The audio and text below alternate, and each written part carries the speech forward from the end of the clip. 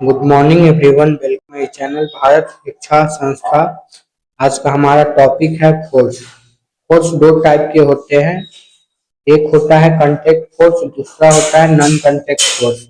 Contact force में दो object contact में रहते हैं। नॉन कांटेक्ट फोर्स में दो ऑब्जेक्ट के बीच में ना ही ना ही कोई कांटेक्ट में कोई ऑब्जेक्ट रहता है एक दूसरे की, और इसमें अट्रैक्शन और रिपल्शन होता है। ठीक है।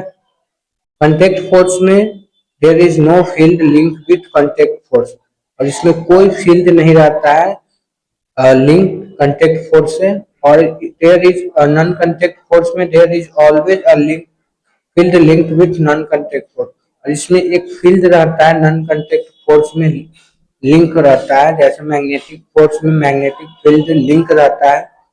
मैग्नेटिक फोर्स क्या है? नॉन कांटेक्ट फोर्स ही है। Contact force, the frictional force is example of contact force.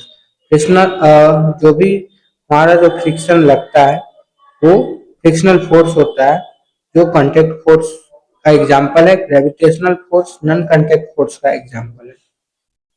Next है हमारा types of contact force. Contact force के बहुत सारे टाइप होते हैं।